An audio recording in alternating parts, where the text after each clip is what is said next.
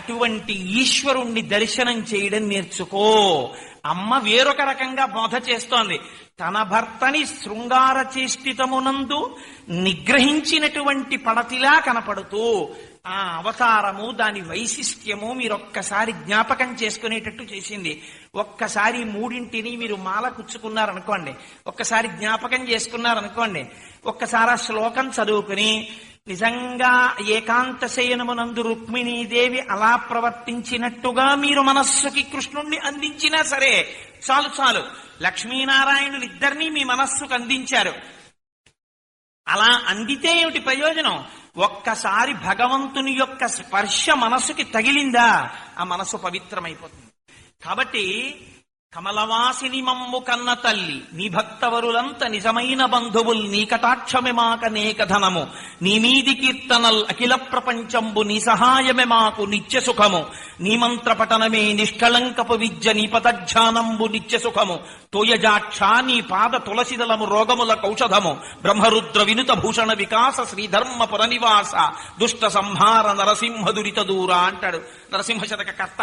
అందుకని ఒక్కసారి ఆ ఈశ్వరుడి యొక్క దర్శనము లోపల అయిందా, మీరు భక్తి భావనతో అలా చూసినంత మాత్రం చేత, మీరు రాత్రి ఇంటికి వెళ్లి పడుకునేటప్పుడు మీ భార్య గారితో శ్లోకాన్ని పంచుకున్నంత మాత్రం చేత, వేదిక మీద నేను దాన్ని హాస్యస్ఫోరకంగా మాట్లాడకూడదు, ప్రార్థనా శ్లోకాలు చదివి హాస్యానికి మీరు ఈ శ్లోకాన్ని ఒక్కసారి చదువుకుని తల్లిదండ్రులుగా భావించుకుని ఎంత గడుసుగా మాట్లాడిందో రుక్మిణీదేవి అనుకుని పడుకున్నా ఆ వస్తువు యొక్క ప్రజ్ఞ వస్తువే.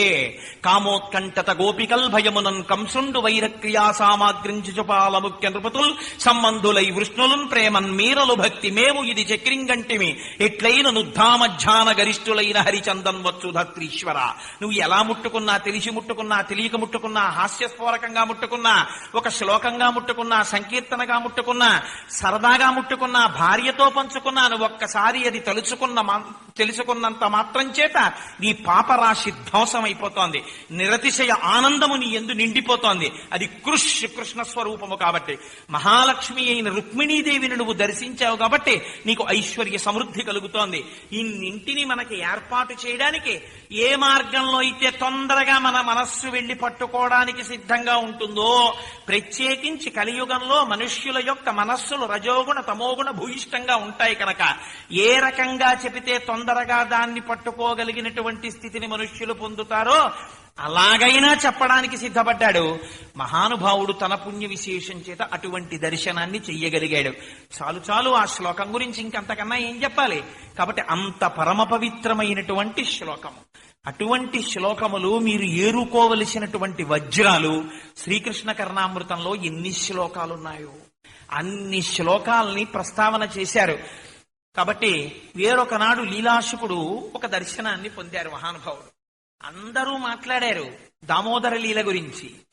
లీలాశుకుడు మాట్లాడినటువంటి శ్లోకం జగత్తులో అలా నిలబడిపోయింది. ఇప్పటికీ పీఠాధిపతులు కూడా ఈ శ్లోకాన్ని స్మరణ చేస్తారు. కృష్ణకర్ణామృతం అంతా ఒకెత్తు, ఈ శ్లోకం ఒక్కటి ఒకెత్తు. అంతగా జనుల యొక్క నానుడి యందు, పెద్దల యందు, భక్తుల యందు, జ్ఞానుల యందు ఈ శ్లోకం ప్రచారంలో ఉంది. చాలా మందికి ఈ శ్లోకం నాలుక మీద ఉంటుంది. అందులో అంటారు లీలాశుకులు, వరమివముపదేశమాద్రియత్వం నిగమ వనేషు నితాంత చరఖిన్నాః ఉచినిత భవనేషు వల్లవీనాం ఉపనిషదర్థం బులూఖలే నిబద్ధం అంటాడే. ఎంత గొప్ప మాటో చూడండి. ఆయన ఎక్కడా ఒక నామాన్ని ఆయన వాడలేదు. ఆయన అన్నారు వరమివ ఉపదేశమాద్రియధ్వం. మీకు ఇవాళ నేను ఒక చక్కటి మాట చెప్పాలనుకుంటున్నాను. మీరందరూ సావధాన చిత్తులై వినండి. మీ అందరికీ ఏమిటి కోరిక? భగవంతుణ్ణి తెలుసుకోవాలని కోరిక, భగవంతుణ్ణి చూడాలని కోరిక కదా. ఈ భగవంతుణ్ణి చూడాలన్న కోరిక చేత, భగవంతుణ్ణి తెలుసుకోవాలన్న కోరిక చేత నిగమ వనేషు నితాంత చారఖిన్నాః. అరణ్యము ఎలా ఉంటుందో, ఒకసారి లోపల ప్రవేశిస్తే ఇంకా మళ్ళీ బయటికి రావడానికి దారి తెలియకుండా చిమ్మ చీకటితో నిండిపోయినటువంటి ఘోరారణ్యములా అనేకమైన మంత్రముల చేత, స్తోత్రముల చేత, రుక్కుల చేత నిండి నిబిడీకృతమై ఒకదానికొకటి మళ్ళీ ఎక్కడా విరోధము కాకుండా గురుముఖంగా తాను నేర్చుకుని వేదము యొక్క రహస్యాన్ని తెలుసుకుని ఎంత ప్రయత్నం చేస్తే 300 సంవత్సరములు జీవించినటువంటి మహానుభావుడు భారద్వాజ మహర్షి కేవలం వేదం చదువుకోవడానికై భగవంతుణ్ణి 100 సంవత్సరాల తప్పున ఆయుర్దాయం అడిగాడు. 100 ఏళ్ళు అయిపోగానే ఈశ్వరుడు వచ్చేవాడు. వచ్చి అయిందా చదవడం అనేవాడు. లేదు ఇంకొక 100 ఏళ్ళు ఇమ్మన్నాడు. మళ్ళీ రెండో మాట ఇచ్చాడు. అయిందా అన్నాడు. అబ్బే అవలేదు ఇంకొక 100 ఏళ్ళు ఇమ్మన్నాడు. మళ్ళీ ఇచ్చాడు. 300 ఏళ్ళు అయిపోయిన తర్వాత భగవంతుడు వచ్చాడు. అయిందా నిన్ను తీసుకెళ్ళచ్చా అన్నాడు. ఇంకా అవలేదు ఇంకా చాలా ఉందన్నాడు. ఏమి చదువుతావు వేదం చూశావా, నువ్వు చదివినటువంటి వేదాన్ని చూడు అన్నాడు. 3 గుప్పెళ్లు పోసినట్టుగా ఉంది. నువ్వు చదవవలసిన వేదాన్ని చూడు అన్నాడు. అనంతమైన పర్వత రాశి ఉంది. నువ్వు ఎప్పటికి చదివి తెలుసుకుంటావు. అందుకే భగవాన్ రమణులు ఒక మాట అంటుండేవారు, చదివి ఈశ్వరుణ్ణి తెలుసుకోగలనని అనుకోకు. ఏదో ఒకనాడు నువ్వు చదవడము ఆపాలి, చెప్పడము ఆపాలి. ఈ 2 ఆపి నువ్వు అంతర్ముఖుడవు కావాలి. నువ్వు ధ్యానం చేయడం మొదలు పెట్టాలి. ధ్యానమునందు నీకు ఇక్కడ ఈశ్వరుడు దొరకాలి. నువ్వు ఎంతసేపు మాట్లాడతావో ఆ మాటయే నీ యొక్క ఆత్మదర్శనమునకు ప్రతిబంధకము.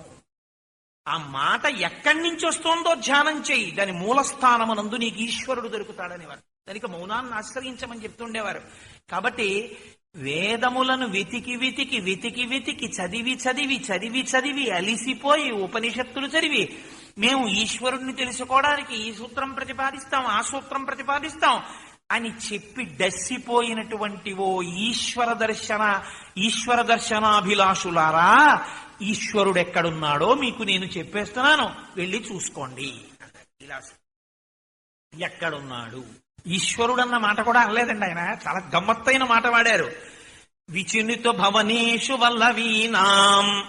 అసలు చదువు అంటే ఏమిటో తెలియని వాళ్ళు, అక్షర జ్ఞానం లేని వాళ్ళు, తలకడిగితే మొలకడగని వాళ్ళు, మొలకడిగితే తలకడగని వాళ్ళు, గొల్ల కంపు గొల్ల కొప్పు గొల్ల వాసన గొల్ల మాటలు తప్ప వేరొకటి తెలియని వాళ్ళు, కేవలము అజ్ఞానముతో ఉన్నవాళ్ళు, మాట మాట్లాడమునందు కూడా పొందిక లేనివారు. అందుకే పోతన గారి పద్యాలు అలా పడ్డాయి ఆంధ్రీకరించడంలో. పలికిడిది భగవతమట పలికించు విభుండు రామభద్రుండట నే పలికిన భవహరమగునట పలికిత వేరొండు కాద పలుకగనేలా. ఒక్క సమాసం కానీ నిజంగా వెయ్యాలనుకుంటే పోతన గారు ఊపిరంతటినీ మీరు బిగబట్టి చెప్తే తప్ప మీకు ఆ సమాసం పలకడానికి సరిపోదు.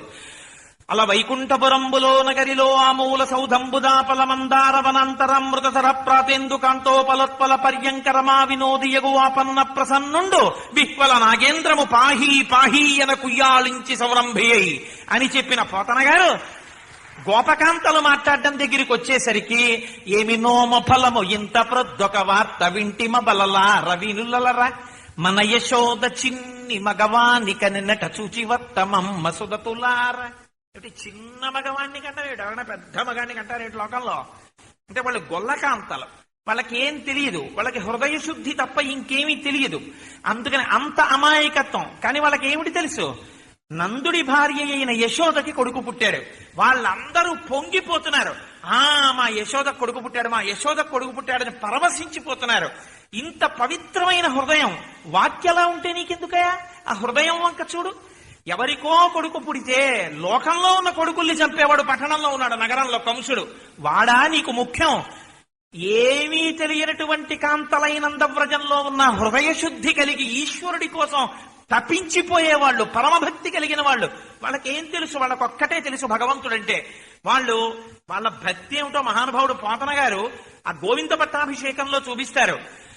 వాళ్ళు ఆఖరికి ఆ పర్వతానికి ప్రదక్షిణం చేస్తూ కూడా పొగరెక్కిన మూపురములు తెగగలవాలములు శైల దేహంబులు భూ గగనములు మించు రంకెలు మిగుల మెరసి ధేను గణము మెల్లన నడిచెన్ అని ఆవులు దూడలు ఎద్దులు గోపకాంతలు వాళ్ళు నోరి విప్పి మాట్లాడితే పాట పాడితే పాటించి గాన విద్య పాటవమున్న తేరు లెక్కి బహుతానములన్ పాటల గంధులు కృష్ణుని పాటలు పాడిది విరోధి పాటనుడనుచన్. వాళ్ళు కృష్ణుడి బాల్య క్రీడల్ని తలుచుకుని పాటలు పాడుకుంటూ ప్రదక్షిణం చేసేవారు. వాళ్ళకున్నదంతే ఆ పూనిక. వాళ్ళకి కష్టం వచ్చినా సుఖం వచ్చినా ఏమొచ్చినా వాళ్ళు కృష్ణుడి గురించే చెప్పుకుంటారు. కృష్ణ కృష్ణ కృష్ణ కృష్ణ అంటారు. ఈ కృష్ణ కృష్ణ అని చెప్పుకోవడంలో ప్రమాదము అని ఎదురుగుండా కనపడుతున్నా వాళ్ళు లెక్క చేయరు. లోపలికి వెళ్ళిపోతారంతే. భాగవతంలో ఒక చిత్రమైన లీలుందండి. అఘాసురుడు అని ఒక రాక్షసుడు, ఆయన కొండ చిలవ రూపంలో వచ్చాడు. వచ్చి ఆయన ఒక ప్రతిజ్ఞ చేశాడు, ఇవాళ కృష్ణుడు గోపబాలులతో వస్తాడు, నేను నోరు తెరిచి పడుకుంటాను. ఆకాశపు టంచుకు తగులుతూ ఒక పైన ఉన్నటువంటి దవడ, భూమి మీద ఒక దవడ పెట్టాడు. ఈ గోపబాలురు ఆవులు దూడలు అన్ని తోలుకుంటూ ఆ నోట్లోకి వెళ్ళిపోయారు. ఒకడు అన్నాడు, రోజులా లేదురా, ఇదేదో ఎర్రగా ఉంది, కొంచెం మెత్త మెత్తగా ఉందిరా, ఇది ఏమిట్రా ఇలా ఉంది, రోజులా లేదేమిటి అరణ్యం అన్నాడు. ఇంకోడు అన్నాడు, రే పర్వతాల్లా ఉన్నాయి కానీ ఇవి పర్వతాలంటావా, ఇవేమన్నా పెద్ద పెద్ద దంతాలేమోరా అన్నాడు. ఆకాశం రోజు నీలంగా ఉండేది కదరా, పైన ఏమిట్రా అంత ఎర్రగా ఉంది ఆకాశం ఇవ్వాలా అని ఒకడన్నాడు, లోపల నుంచి వేడి పొగొస్తోందిరా, అంటే ఏవో జంతువులను మింగిన వాసన వస్తోంది, ఒకవేళ కొండ చిలవ నోట్లోకి వెళ్ళిపోయామేమోరా మనందరం, అది దవడ మూసేస్తే మన బతుకు ఏమిట్రా అన్నాడు ఒకడు. వెంటనే మిగిలిన వాళ్ళందరూ అన్నారు, బపునిం చంపిన కృష్ణుడుండమలకన్ పామంచు చింతింపనీటికి రాపోదము దాటి కాక ఇది కౌటిల్యంబుతో మింగుడున్ బగు వెంటంచను కృష్ణు చేత ఎనచున్ కంజాక్షి వీక్షించి వేడుకలై చేతులు వేస కొంచెం నగుచున్ ప్రార్థించి తపోవగన్. వాళ్ళందరూ ఒక్కసారి వెనక్కి తిరిగి, ఏమిట్రా ఒకవేళ నిజంగా ఇది కొండ చిలవ అనుకో, నీకెందుకు నాకెందుకు, మనం వెళ్ళిపోవడమే, నోట్లోకి ఇది మింగేసింది అనుకో, నీకేమిటి నాకేమిటి బాధ. బకాసురుడు వచ్చాడు, ఎవడు రక్షించాడు? ధేనుకాసురుడు వచ్చాడు, ఎవడు రక్షించాడు? వెనకాల కృష్ణుడు ఉన్నాడు రా మనకి కృష్ణుడు ఉండగా పామంచు చింతింపనేటికి రాపోదము దాటి కాక ఇది కౌటిల్యంబుతో మింగుడన్ బొగు వెంటంచను కృష్ణు చేత ఎనచున్ కంజచ్చు వీక్షించి ఉత్సుకలై చేతులు వేసుకొంచు నగచున్ దుర్వార్తలైపోవగన్.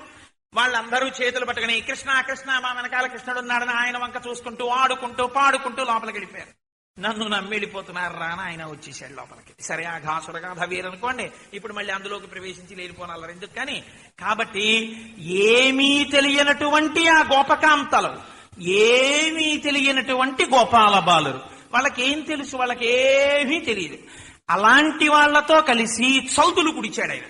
జలజాంత స్థిత కన్నికం తిరిగిరా సంఘంబులయ్యున్న రేకుల చందంబున కృష్ణుని తిరిగిరా కూర్చుండి వీక్షించుచున్ శిలలున్ పల్లవముల్ లతల్ పత్రంబులు పువ్వులాకుల్ కంచంబులుగా భుజించిరతటన్ గోపార్భకుల్ భూవరా.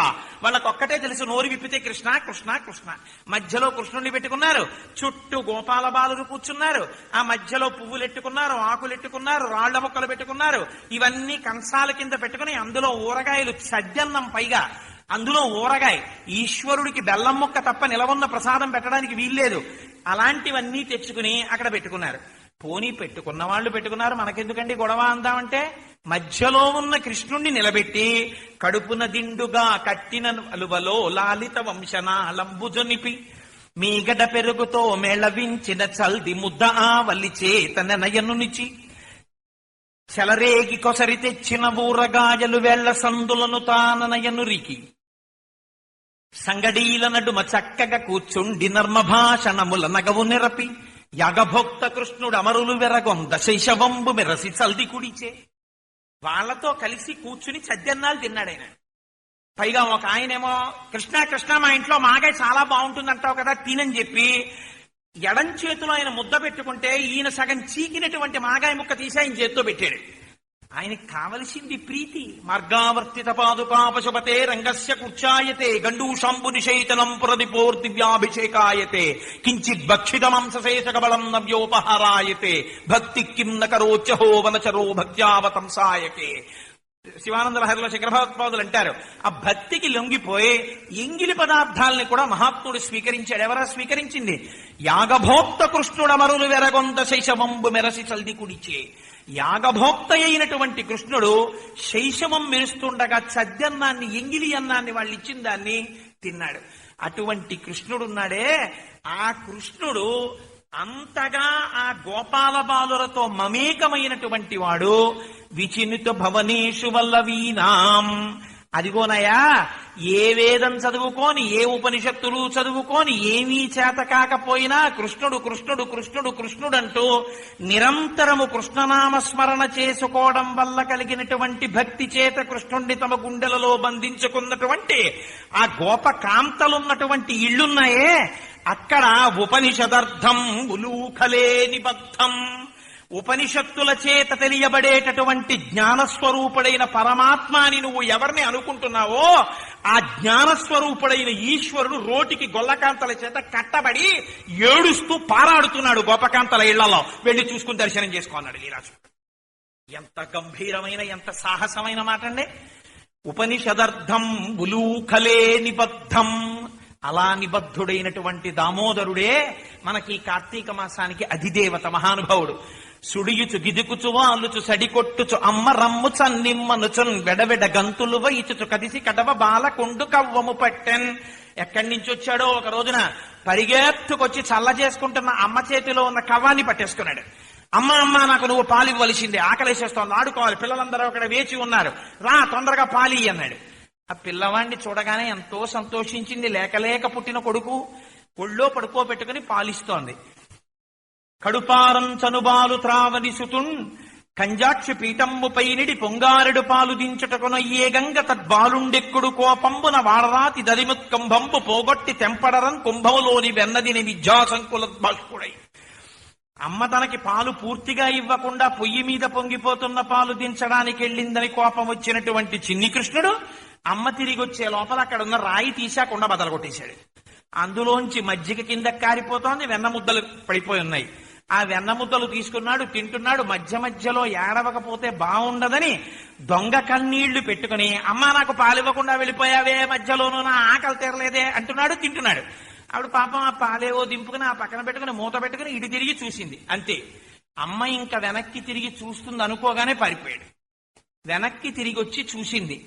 ఏదో ఆ అత్తగారు మొగుడు కొట్టాడని కాదు, తోడికోడలు దెప్పింది అన్నట్టుగా మేమందరం చెప్తే నమ్మలేదుగా, ఇప్పుడు ఎలా పట్టుకుంటావో చూస్తాం చిన్ని కృష్ణుడిని. ఆ రోజున మీరు తీసుకురాకపోయారా, తప్పు చేస్తున్న కృష్ణుడిని పట్టుకుని అడిగావు కదా, ఇదిగో ఇప్పుడు నువ్వు ఎలా పట్టుకుంటావో చూస్తామని గోడల నుంచి చూస్తున్నారు ఆ గోపకాంతాలందరూ.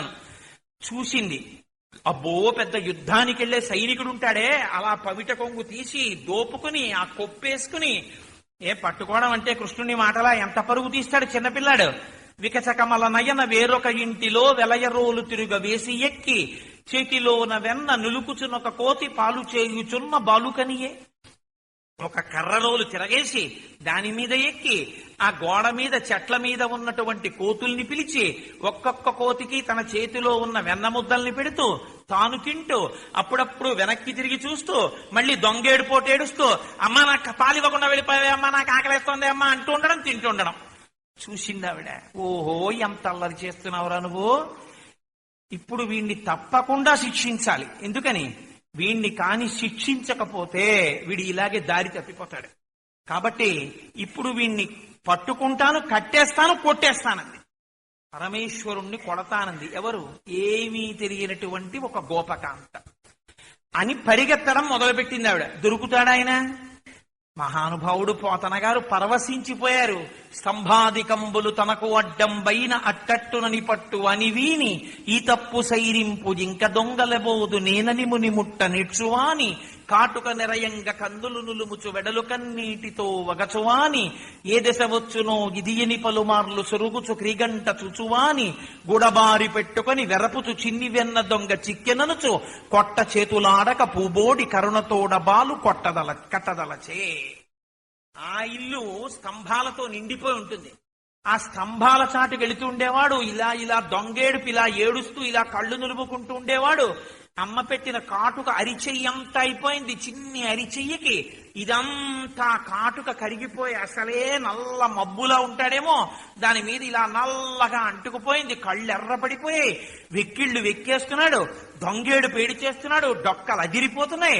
స్తంభాల చాటుకెళ్ళి అమ్మా నన్ను పట్టుకోకే, నేను ఇంకెవరింటికి దొంగతనానికి వెళ్ళనే, ఎప్పుడూ వెన్న తిననే, నన్ను వదిలేవే అమ్మా అని ఇంతకు ముందు నేను ఎప్పుడైనా అసలు అలా తిన్నానా అమ్మా అని అడిగినవాడు ఇవాళ అన్ని నేరారోపణలని అంగీకరించేస్తున్నాడు. అంగీకరిస్తుంటే ఆవిడ వెంట పడుతోందిట. దొరుకుతాడా ఆయన? చిక్కడు సిరి కౌగిటిలో చిక్కడు సనకాది యోగి చిత్తాబ్జములం చిక్కడు శృతిలతి కావళి చిక్కెనతడు లీల తల్లి చేతన్ రోలన్ అంటారు పోతన గారు.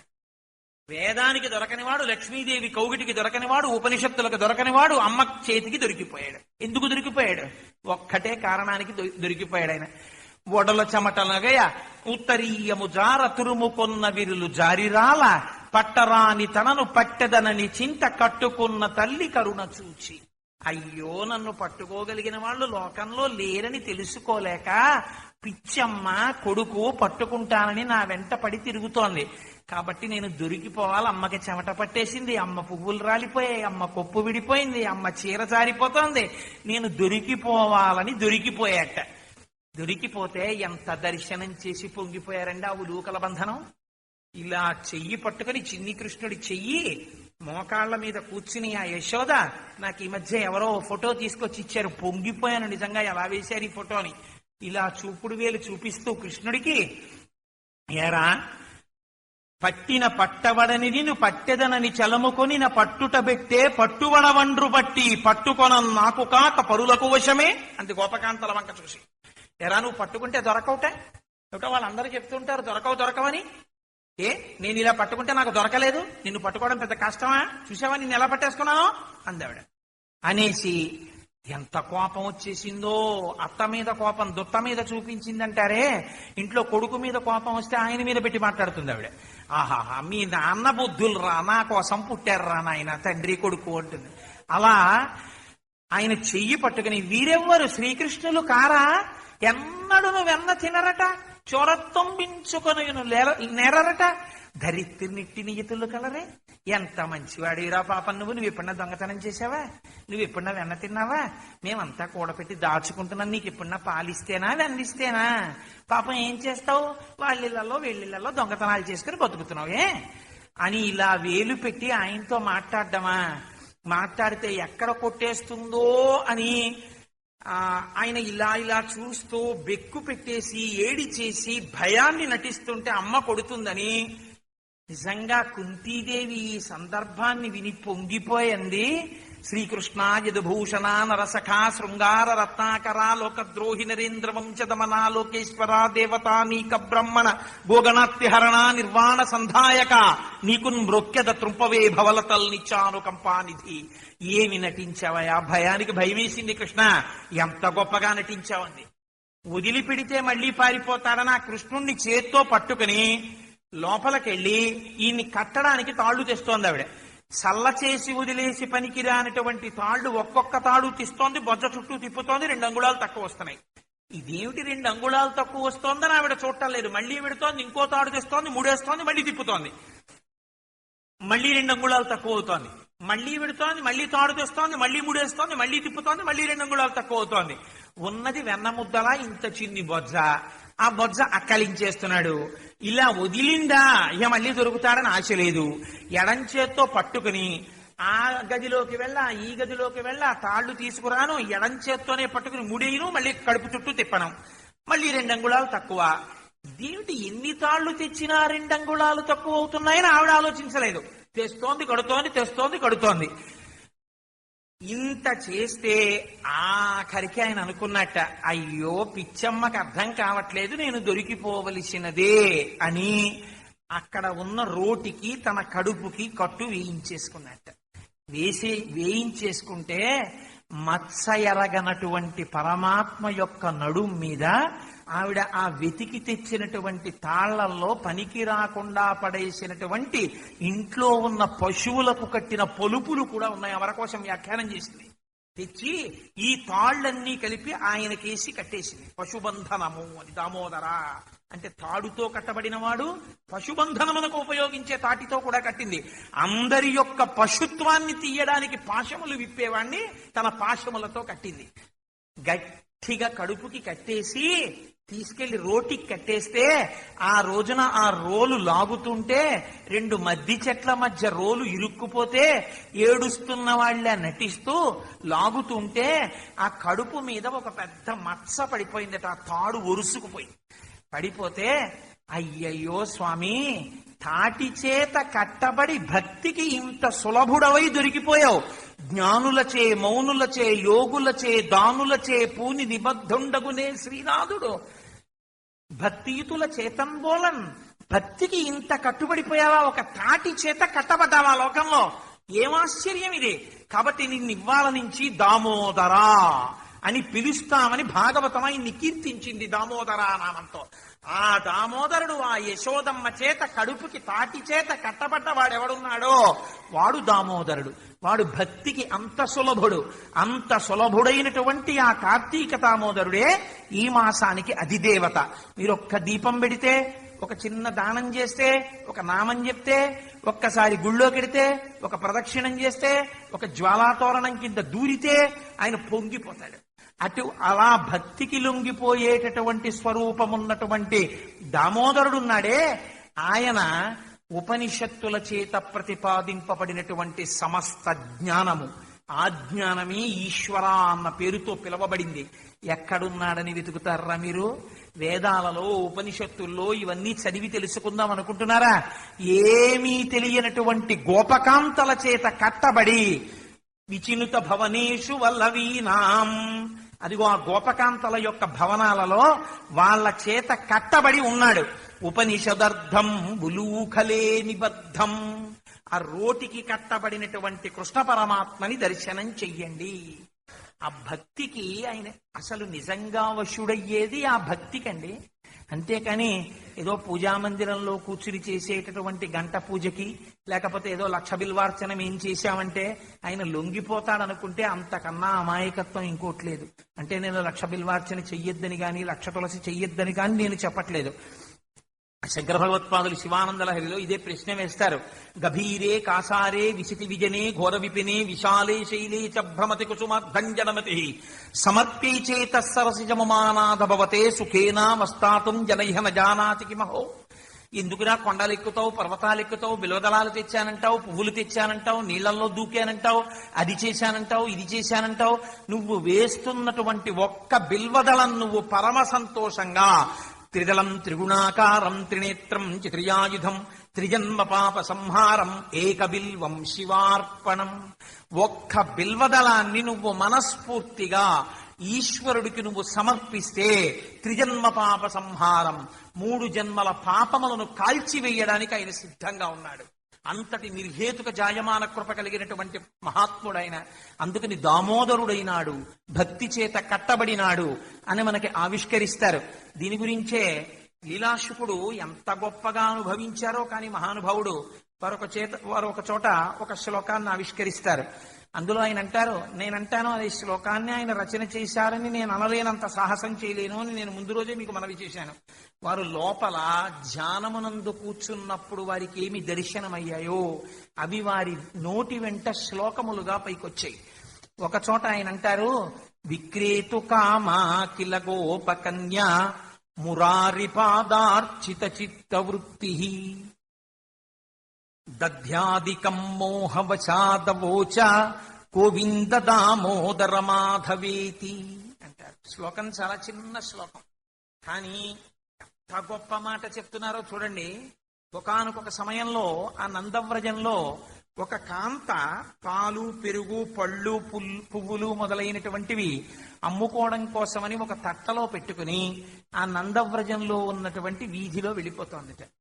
ఆ వెళ్ళిపోతున్నటువంటి కాంత మనస్సులో ఏ కోర్కెతో బయలుదేరింది. విక్రేతు కామా కిల గోపకన్య, పైన బుట్టలో ఉన్నటువంటి దధ్యాదికం, ఆ పెరుగు మొదలైనటువంటి వాటిని అమ్మడం కోసమని బయలుదేరింది. బయలుదేరి నడిచి వెళ్ళిపోతుండగా ఆవిడ మనస్సు కృష్ణ పరమాత్మ యొక్క రూపం మీద నిలబడిపోయింది. నిలబడిపోవడంలో లోపల ఆనందం పొంగులు వారింది. ఆనందం పొంగులు వారిపోతే అది లోపల ఉండలేకపోయింది. అమ్ముకునేటటువంటి వాళ్ళు ఏదో పాలు, పెరుగో, పువ్వులో, పళ్ళో అని ఏదో అరుస్తుంటారు. ఆవిడ బుట్టలో ఏ పదార్థాలు అమ్మడానికి వచ్చిందో ఆ పదార్థాల పేర్లు అరవాలి. కానీ ఆవిడ చిత్రమైనటువంటి పేర్లు కొన్ని అరిచిందిట. అలా ఎందుకు అరిచింది అంటే మురారి పాదార్చిత చిత్త వృత్తి. ఆవిడ మనస్సు భగవంతుని యొక్క పాదములను అర్చించడమునందు నిమగ్నమైపోయింది. శరీరం ఏం చేస్తోంది? నడుస్తోంది. చేతులు ఏం చేస్తున్నాయి? బుట్టని పట్టుకుని ఉన్నాయి. కోరికేమిటి ప్రారంభంలో? ఈ బుట్టలో ఉన్న వస్తువుల్ని అమ్ముకోవాలని. నడిచి వెడుతుండగా మనస్సు ఎక్కడికి వెళ్ళింది? సంకల్ప వికల్ప సంఘాతమైనటువంటి మనస్సు మురారి యొక్క అర్చనలోకి వెళ్ళిపోయింది. మనస్సులో ఆ కృష్ణ పరమాత్మ నిలబడ్డారు. నిలబడేటప్పటికీ ఆవిడ ఆయన పూజ చేసుకుంటోంది. దాని యందు లీనమైపోయింది. లీనమైపోయి పళ్ళు పెరుగు పాలు అని అరవవలసినది అలవోకగా నోరు అలా అరవడం అలవాటు పడిపోయి ఉన్న నోరు కాబట్టి మనస్సు వేరొక వస్తువు మీద ఉన్న రోజు అలా అరుస్తుంది. కానీ ఇవాళ మనస్సు కృష్ణుడి దగ్గర ఉండిపోయింది. అందుకని ఆవిడేమనరిచిందిట? అమ్మా కృష్ణ దామోదర మాధవ అని అరిచింది. ఇళ్లలో ఉన్న వాళ్ళందరూ బయటికి వచ్చి ఇదేమిటి రోజు తోటకూర గోంగూర పాలు పెరుగు ఇవి పట్టుకొచ్చేది కదా, పాలు పెరుగు అని కదా అరిచేది. ఇదేమిటి ఇవాళ బుట్టలో పాలు పెరుగు తీసుకురావడం మానేసి గోవింద దామోదర మాధవేతి ఇవన్నీ పట్టుకొచ్చానంటోంది. గోవిందుణ్ణి దామోదరుణ్ణి మాధవుణ్ణి పట్టుకొచ్చానో అని అరుచుకుంటూ వెళ్ళిపోతుంది బుట్టలో. చూసే వాళ్ళందరూ నవ్వుతున్నారు. చూసావా ఎంత వెర్రిదో? దీని మనస్సు కృష్ణుడి దగ్గర ఉంది. అందుకని ఇది గోవింద దామోదర మాధవేతి అని అరుస్తోంది. దీని బుట్టలో ఉన్నవి పాలు పెరుగు, ఈ పేర్లు పలకాలి, ఇది ఆ పేర్లు పలుకుతోంది అంటున్నారట. దీన్ని లీలాశకులు దర్శనం చేశారు. ఇందులో ఎక్కడా కూడా లీలాశకులు అసలు నాకు అటువంటి భక్తిని కృష్ణుడు కటాక్షించుగాక ఇలాంటి మాటలు ఇక వాడలేదు. అసలు నేను అనుకుంటున్నాను ఈ లీల దర్శనం అవగానే, ఆ లీలకి సంబంధించినటువంటి పాదములు పూర్తవగానే ఇంత లీలాశకుడు కూడా పరమానందంతో నిలబడిపోయారు. ఈ శ్లోకానికి ఉన్న చాలా గొప్ప విషయం ఏమి మనం చూడండి.